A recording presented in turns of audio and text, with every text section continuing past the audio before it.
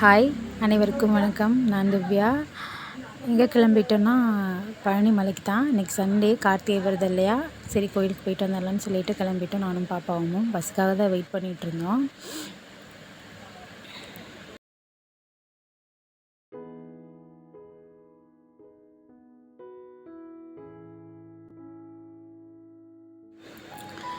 First reach ஆனோடனே பூ வாங்கி தான் வச்சுக்கிட்டோம். ஆளுக்கு 50 ரூபாய்க்கு பூ வாங்கி வச்சுட்டு அப்படியே நடக்க ஆரம்பிச்சிட்டோம்.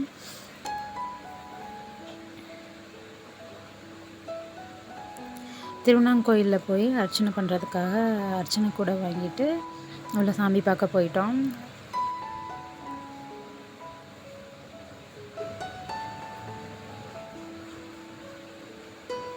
சாமிக்கு அபிஷேகம் பண்ணுறதுக்கு பால் பாக்கெட் கூட வைக்கிறாங்க.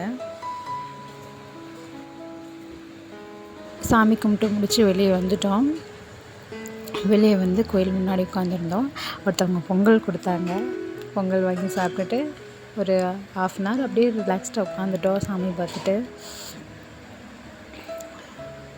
அப்புறம் என்ன யூஷுவலாக என்ன பண்ணுற மாதிரி கடைகளுக்குள்ளே போய் ஒரு வளையல் செட்டு மட்டும் ஒன்று எடுத்தேன். 100 ரூபாய் சொன்னாங்க. ஸோ ஒரு வளையல் செட்டு மட்டும் எடுத்துகிட்டு வந்துட்டோம்.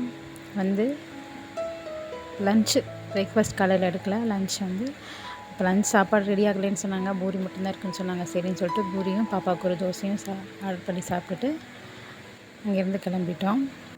ஆக்சுவலாக எங்கள் ஊருக்கு போகிற பஸ் வந்து போயிடுச்சு. அடுத்த பஸ் வரதுக்குன்னு 1 hour ஆகும்னு சொல்லியிருந்தாங்க. சரி பக்கத்தில் இருக்கிற ஒரு கடைக்கு போயிருந்தோம். அங்கே வந்து பாப்பாவுக்கு வந்து தோடு போட்டு வைக்கிறதுக்காக ஒரு சின்ன பாக்ஸ் மாதிரி வேணும்னா சரி போய் எடுத்துகிட்டு வந்துடலாம்னு சொல்லிட்டு அங்கே போனோம். வீட்டுக்கு வந்துட்டு அங்கே வாங்கின பூ எல்லாம் சாமிக்கு வச்சுட்டு, சாமிக்கிட்ட உடச்ச பழம் இதெல்லாம் சாமிக்கிட்ட வச்சு சாமி கும்பிட்டுட்டு ரிலாக்ஸ்டாக உட்காந்துட்டேன்.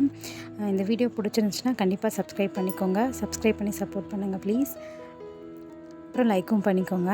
தேங்க்ஸ் ஃபார் வாட்சிங்.